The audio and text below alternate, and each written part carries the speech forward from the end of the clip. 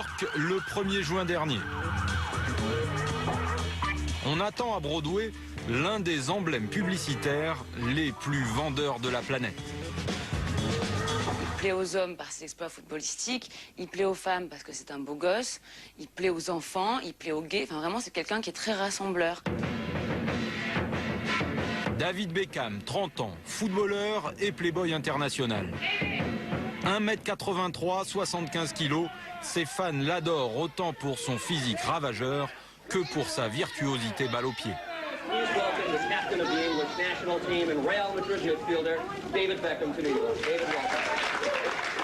Il est connu pour sa gueule, pour son look. C'est quoi? C'est une coupe de cheveux différente tous les 2-3 mois, un look, une boucle d'oreille ici, un moment de diamant là, ici, un piercing, un tatouage. C'est un look, c'est une icône. Donc aujourd'hui, on regarde Beckham sur le terrain parce que c'est un grand joueur de foot, il tient des coups francs formidables et autres. Mais dès qu'il sort du terrain, on le regarde pour savoir quelle est la tendance. Et aujourd'hui, il vient présenter de nouvelles chaussures de foot qui vont porter son nom. Tendance, disco et tape à l'œil. C'est quand même flashy, c'est assez boîte de nuit comme ambiance. Oui, mais vous ne trouvez pas que ça va avec Beckham, ça? C'est exactement la personnalité de Beckham, et c'est pour cela qu'on fait des produits adaptés à ses personnalités, à son look, au phénomène Beckham. Et ça se vend. C'est quelle cible? C'est plus les 12-18 ans. C'est là où on retrouve ouais. la grosse clientèle Beckham, non, chez vous? Ah oui, tout à fait. Bien plus qu'un brillant joueur de foot, c'est le modèle de l'homme idéal qu'incarne Beckham.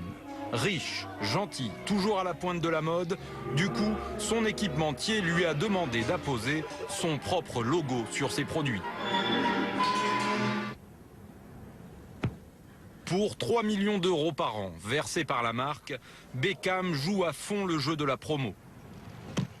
Chaussé de ses crampons tout neufs, David vise un but installé au milieu de l'Hudson. En plein dans le mille, l'icône publicitaire fait impeccablement son travail de promo. I enjoyed wearing the new boots, and I always get excited about wearing the new range, and you know I was really looking forward to this one. Salué par la reine, traité en égal par les vedettes hollywoodiennes, marié à une star de la chanson et accessoirement remarquable footballeur, David Beckham a inventé un modèle unique de réussite. Nous allons vous dévoiler les secrets d'une recette à base de football, de show business et de confessions intimes. Londres. Qui aurait pu imaginer que ce jeune Anglais, originaire d'une banlieue ouvrière de la capitale, connaîtrait un tel destin? David est né ici, il y a 30 ans. Il vit dans cette maison avec sa petite sœur Joanne et son aînée Lynn, une enfance heureuse mais modeste. Sa mère est coiffeuse.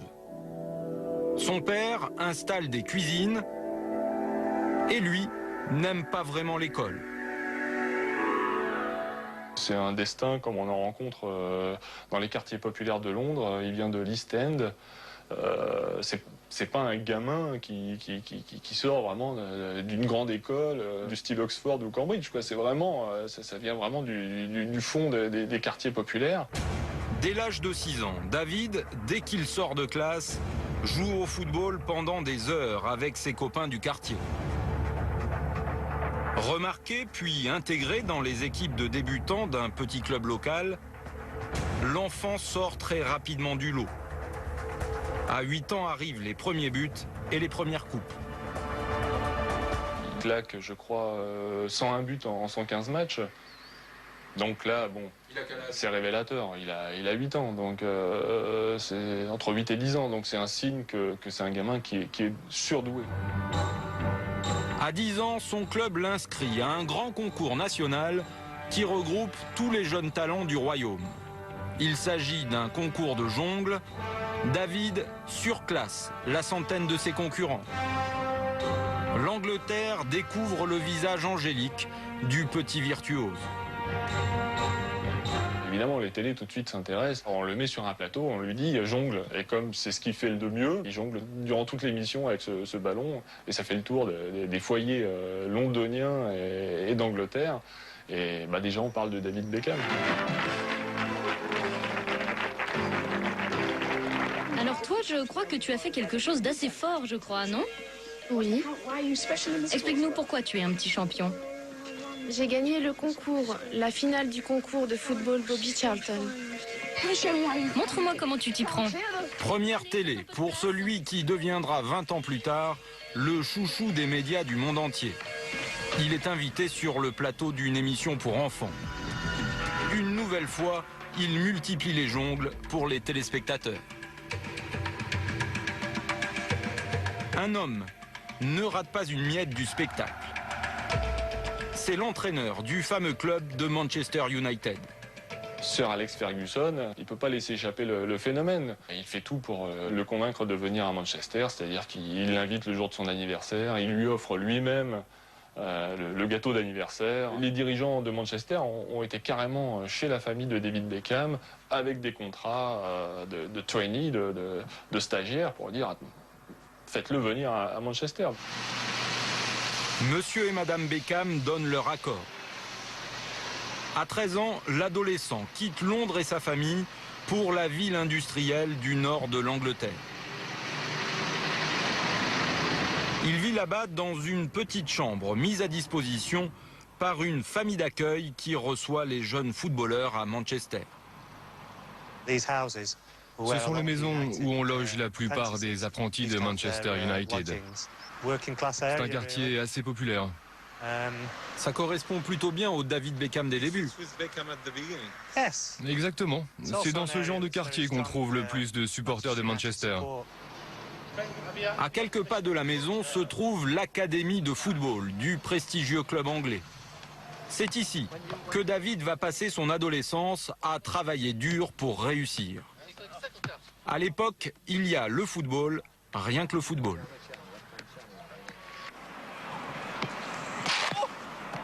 Durant des heures, il faut répéter les gammes devant le but, comme un pianiste devant son piano, quoi.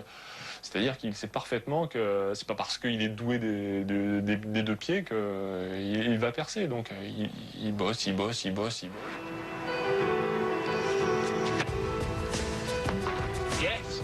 Pendant 4 ans, David gravit les échelons jusqu'à l'équipe junior.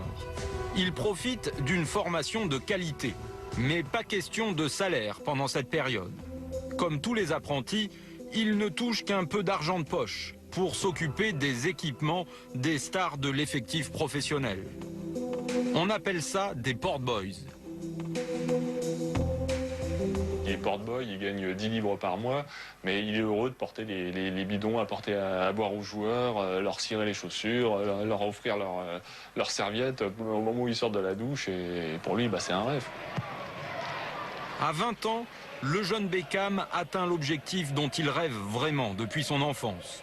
Il débute en première division avec Manchester United et rappelle très vite à l'Angleterre quel prodige il peut être.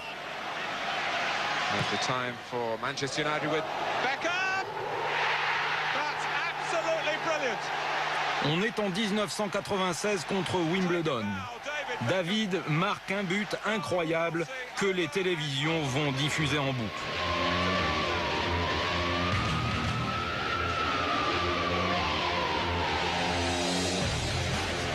Pour garder son grand espoir dans l'effectif, le club va maintenant devoir payer.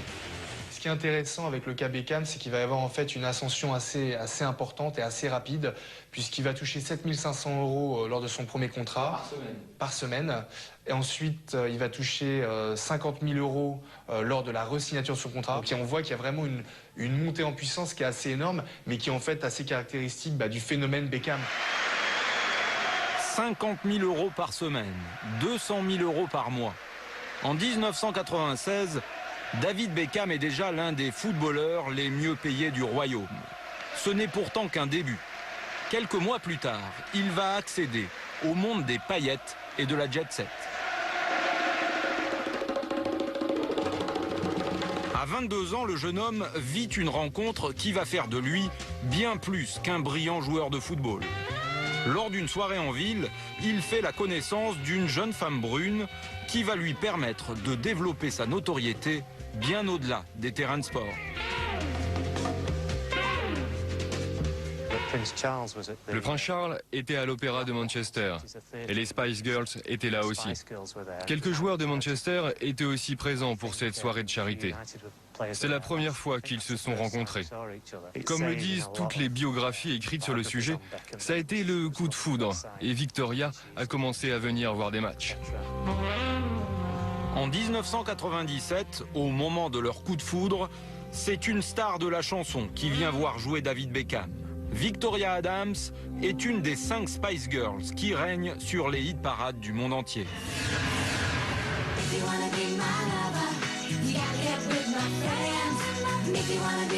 À l'époque, les 5 Anglaises alignent les tubes.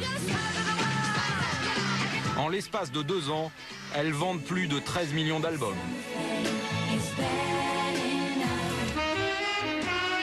Victoria Adams sait comment on se construit une carrière. Le groupe auquel elle appartient est une pure création marketing, fabriquée grâce à un casting. Les 5 filles n'ont pas un talent fou, mais savent jouer comme personne avec la mode et leur image. La Spice Girl va partager la recette avec son petit copain footballeur. Il est devenu star quand il s'est associé à sa femme qui était déjà star. C'est le package. C'est le package. Aujourd'hui, c'est le bundle, c'est le couple royalties. Pourquoi? Parce que c'est grâce à elle et à son contact qu'il s'est dit, tiens, mais finalement, j'ai une belle gueule. Avant, on me le disait pas. Et c'est vrai, qui disait que Beckham était beau avant? Personne. Elle l'a transformé. Elle lui a tout appris. Je pense qu'elle lui a tout appris. Elle lui a appris à se hydrater le visage, à se mettre de la crème anti-cerne, à s'occuper de son corps. Elle l'a vendu auprès des créateurs de mode. Elle a monnayé son image. C'est quelqu'un qui l'a totalement construit. Avant, après. La métamorphose est glamour et spectaculaire. C'est la première phase de la stratégie. En quelques mois, David devient une sorte de top modèle du ballon rond. Victoria le présente aux créateurs de mode avec lesquels elle travaille. C'est quelqu'un qui est tellement facile pour les créateurs. Vous vous rendez compte, il est grand, il est musclé, il est beau, il est riche. C'est un pin-up boy, Beckham, aujourd'hui. Donc il représente exactement le glamour que recherchent les créateurs de mode. David prend la pause pour s'amuser, mais il n'en retire encore aucun profit. Pas avant la seconde phase du plan média de Victoria. Cette phase passe par la presse People, invitée à suivre jour après jour la vie du nouveau couple vedette. On assiste d'abord en direct à la remise de la bague de fiançailles. Tous les magazines commentent la pureté et la taille du diamant que David a offert à Victoria. Les lecteurs ne ratent rien ensuite du mariage qui suit quelques mois plus tard. C'est le premier gros coup financier du couple à la mode. Ils ont une attitude sexy que les lecteurs adorent. Depuis le premier jour de leur relation, ils nous ont invités à nous intéresser à leur vie. Ils ont vendu l'exclusivité de leur lune de miel pour 1,5 million d'euros, magazine OK. Ils nous invitent dans leur vie, c'est bon pour nous et c'est bon pour eux. Le partenariat entre les Beckham et les tabloïds est une affaire qui roule. Les clichés de la naissance et les premiers pas de leurs 3 garçons, Brooklyn, Romeo et Cruz, font le tour du monde. Les magazines doivent débourser 500 000 euros minimum pour une séance photo personnalisée avec la famille. Et les Beckham en font beaucoup. C'est une véritable entreprise. Ils monnaient vraiment tout. Ils partent en voyage, il y a des équipes de photographes qui sont derrière eux. Tout ce que fait David, c'est raconté à la presse. Vraiment, je pense que c'est un couple qui est